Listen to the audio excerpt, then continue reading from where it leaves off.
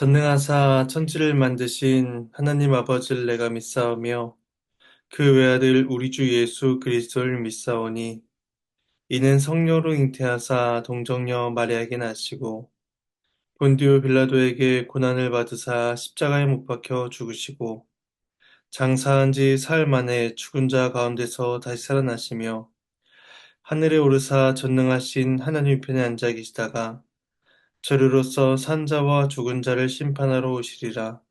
성령을 믿사오며 거룩한 공회와 성도가 서로 교통하는 것과 죄를 사해 주시는 것과 몸이 다시 사는 것과 영원히 사는 것을 믿사옵나이다. 아멘. 찬송가 93장 찬송하시겠습니다.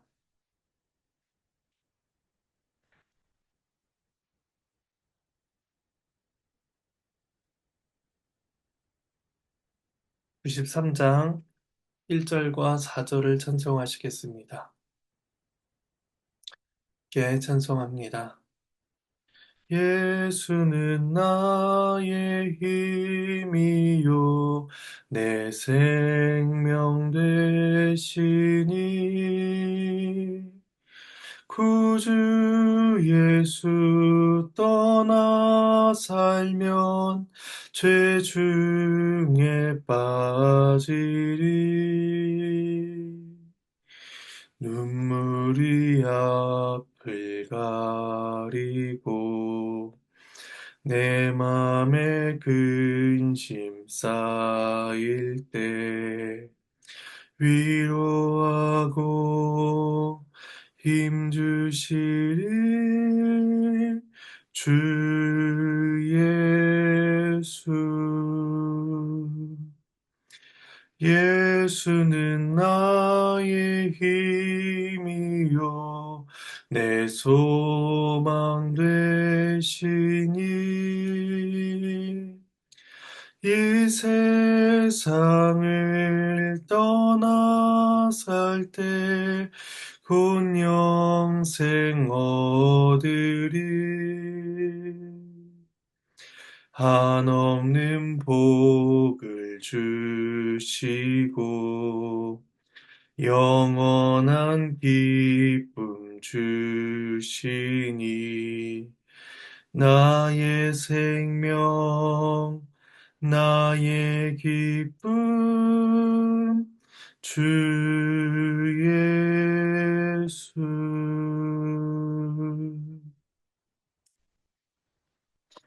함께 잠시 기도하도록 하겠습니다. 하나님, 이 시간 함께 여호수아 말씀을 읽으며 주님의 뜻을 구합니다. 성령 하나님께서 우리를 깨우쳐 주시고 주의 뜻을 분별하여 우리의 믿음과 삶에 적용하는 은혜가 있도록 도와주시옵소서. 감사를 드리옵고 이 모든 말씀 예수님의 이름으로 기도합니다. 아멘. 네, 함께 보실 말씀은 여호수아 20장입니다. 20장 1절에서 9절까지 말씀입니다. 함께 말씀을 나누겠습니다. 19장을 끝으로 12지파에 대한 기업 분배가 완료되었습니다. 이어지는 20장과 21장은 도피성과 레위지파의 성읍 분배를 다루고 있습니다. 12지파의 기업 분배 이후에 이 도피성과 레위인의 거처가 정해지는 것은 이스라엘의 영적인 형편을 위한 것이다 말을 할 수 있습니다. 이스라엘은 하나님을 예배하는 거룩한 공동체로 세워져야 했기 때문에 이 두 분배가 필요했던 것입니다.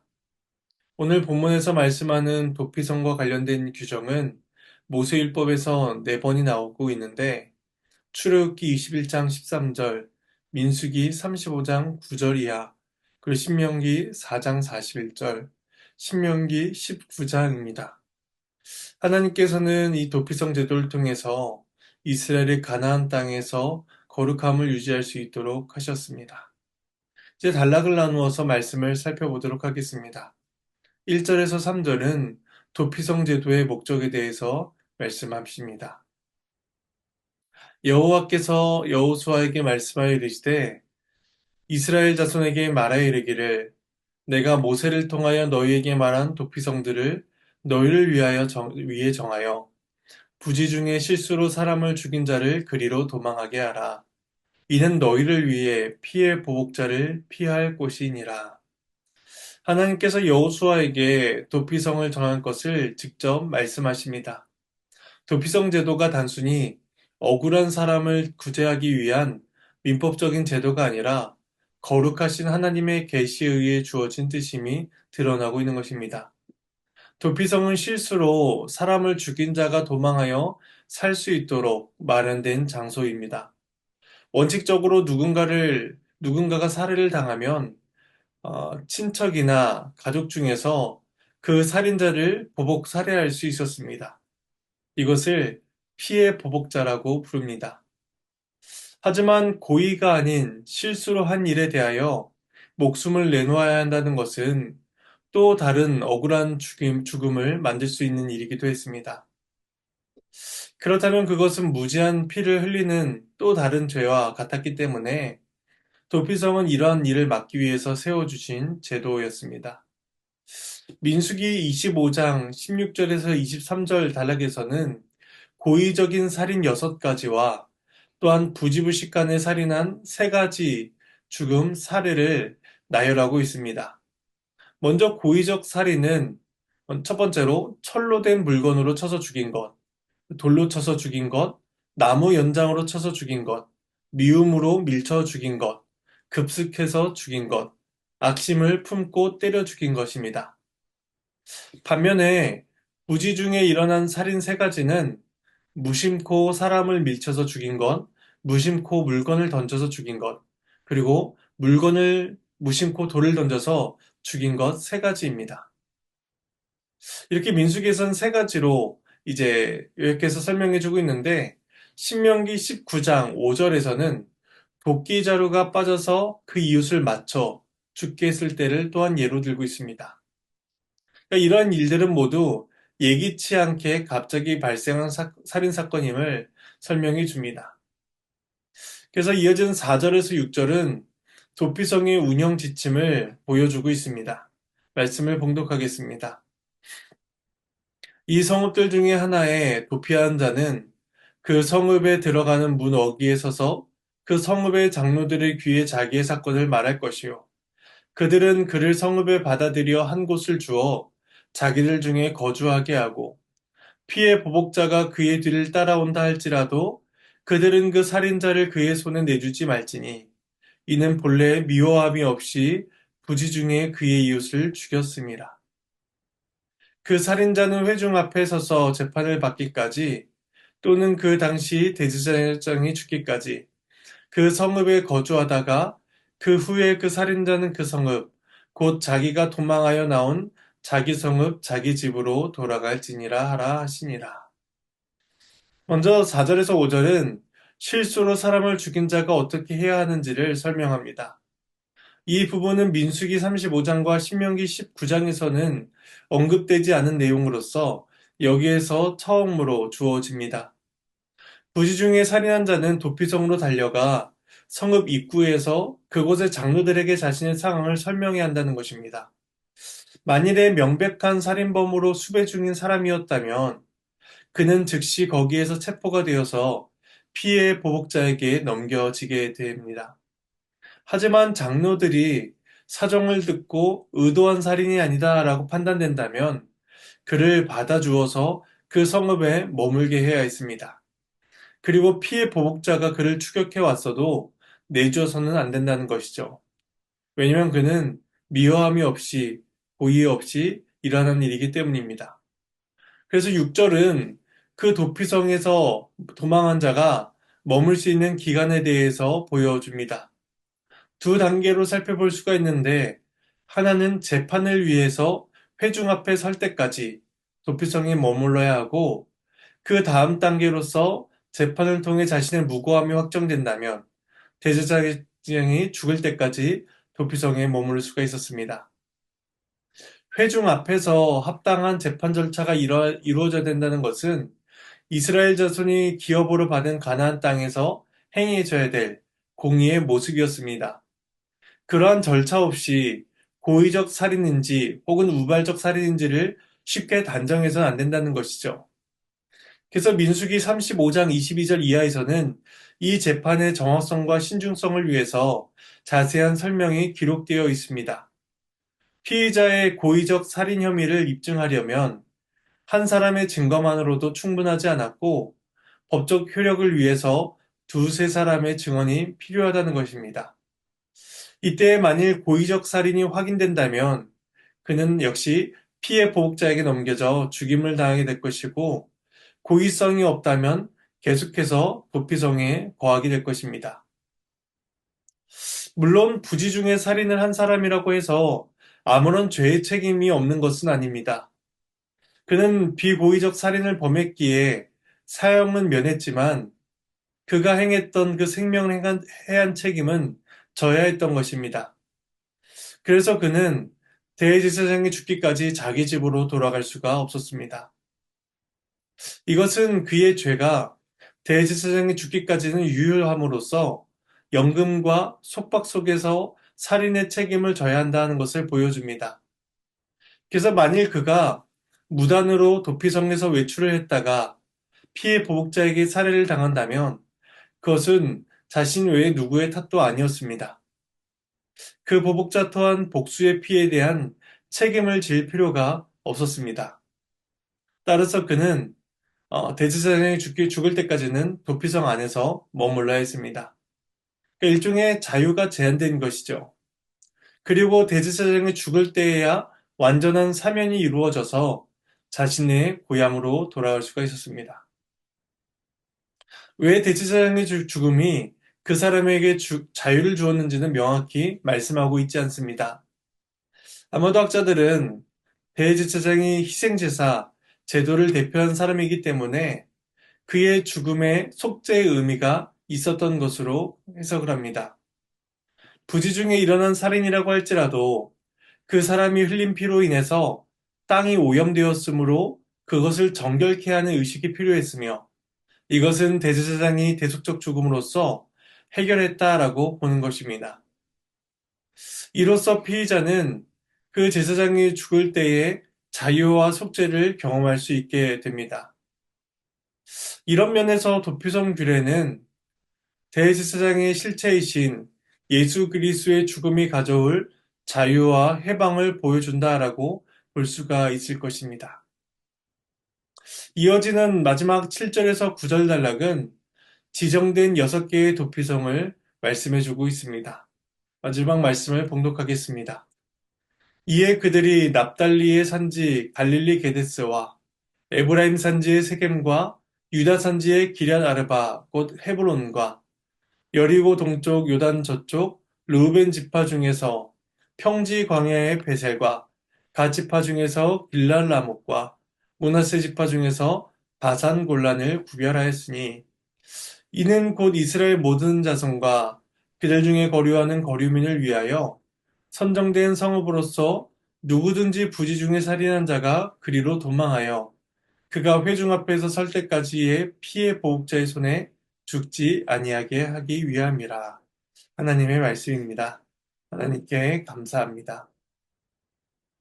도피성 운영에 관한 규정이 주어진 후에 백성들은 하나님의 명령에 순종하여 6개의 도피성을 지정합니다. 8절 말미에 구별하였다라는 이 말은 성별하여 드렸다는 의미로서 하나님께서 이스라엘에게 주신 기업의 일부 중에서 하나님께 다시 돌려드렸다라고 볼 수가 있습니다. 그리고 1절에서 하나님께서 명령하셨고 7절, 8절에서 이스라엘이 구별하여 드림으로써 순종하는 모습이 오늘 본문에서 나타나고 있습니다. 그래서 7절은 요단 서편의 도피성으로서 북쪽의 갈릴리 게데스, 중부 지방의 세겜, 남부 지방의 헤브론이 나열되고 있습니다. 그리고 8절은 요단 동편 세 개의 도피성이 나열되고 있는데 먼저 남쪽 지방의 베셀, 중부 지방의 길랄 라못, 그리고 북부의 바산 골란입니다. 이 요단 동편의 경우에는 신명기 4장 41절 이하에서 이미 모세가 정해놓은 곳이었습니다. 그렇게 함으로써 이 정해진 6개의 도피성은 모두가 다 지역적인 안배를 한 것으로 보입니다. 요단강을 사이에 두고 공평하게 양편으로 3개씩 위치해 있으며 그리고 백성들이 어디에 살든지 간에 하루면 닿을 수 있는 거리에 있어서 도망하는 자가 피신하는 과정에서 죽임을 당하지 않도록 배려하고 있기 때문에 지역적인 안배를 하고 있다고 볼 수가 있습니다. 그리고 마지막 구절은 도피성 제도의 수혜자와 목적을 언급하면서 마무리되고 있습니다. 이 제도의 혜택을 받을 수 있는 자는 이스라엘 백성들뿐만 아니라 거류민까지도 포함된다는 것입니다. 거류민들은 본토인들과 완전히 동일한 권리를 누리지 못했지만 하나님께서는 그 땅에 더불어 사는 그 이방인들의 생명도 귀히 여기사 은혜를 베풀어 주고 계시는 것입니다. 이처럼 이방 거류민에게까지 이 도피성인 제도가 그 혜택이 주어진다는 것은 하나님의 구원에는 차별이 없음을 보여준다고 할 수 있을 것입니다. 그리고 끝으로 도피성 제도의 목적이 부지 중에 살인한 자가 피해 보복자의 손에 죽지 않도록 하기 위함이다 라고 말씀하면서 이스라엘이 공의로운 사회로서 세워져야 된다는 것을 말씀하고 있습니다. 거룩하신 여호와께서 그 가나안 땅에 함께 가시니 이스라엘 역시도 공의를 통해서 거룩한 나라를 세워야 했던 것입니다. 이제 말씀을 정리하겠습니다. 도피성은 범죄에 대한 책임이 없고 오히려 불행하게 된 살인자만이 긍휼을 누리는 그러한 곳이었습니다. 고의로 살인한 자가 도피성이나 하나님의 재단으로 도망했다면 그 사람은 그곳에서 끌려나와 합당한 처벌을 받아야만 했습니다. 하지만 그리스도께 피하는 자는 다릅니다. 믿음으로 그리스도께 나아간 자가 있다면 그 범죄가 얼마나 극악무도하든지 간에 관계없이 또한 그 죄악이 얼마나 뻔뻔스러운 죄에 상관없이 누구도 예수 그리스도에게서 끌려나와 정죄를 받는 일은 없습니다. 살인한 자, 간음한 자, 신성 모독한 자, 박해한 자, 그 어떤 죄라도 그리스도를 믿는 자에게는 놀라운 구원의 은혜가 베풀어지고 있기 때문입니다. 그리스도는 영원한 죄의 정죄로부터 우리를 구하실 것이며 또 우리에게 영원한 생명을 주실 것입니다. 시편 46편 1절에서 3절 말씀을 읽어드리고 말씀을 마치도록 하겠습니다. 하나님은 우리의 피난처시요 힘이시니 환난 중에 만날 큰 도움이시라. 그러므로 땅이 변하든지 산이 흔들려 바다 가운데 빠지든지 바닷물이 솟아나고 뛰놀든지 그것이 넘침으로 산이 흔들릴지라도 우리는 두려워하지 아니하리로다. 도피성보다 더 탁월하신 우리 주 예수 그리스도께 나아가 영원한 생명과 위로와 안위를 누리시는 저와 여러분의 복된 삶이 되기를 간절히 소망합니다. 이제 주님께서 가르쳐 주신 기도로 마치도록 하겠습니다. 하늘에 계신 우리 아버지여, 이름이 거룩히 여김을 받으시오며, 나라가 임하시오며, 뜻이 하늘에서 이루어진 것 같이 땅에서도 이루어지이다. 오늘 우리에게 용할 양식을 주시옵고, 우리가 우리에게 죄진 죄를 사여 준 것 같이, 우리 죄를 사해 주시옵고, 우리를 시험에 들게 하지 마시옵고, 다만 악에서 구하시옵소서. 나라와 권세와 영광이 아버지께 영원히 있사옵나이다. 아멘.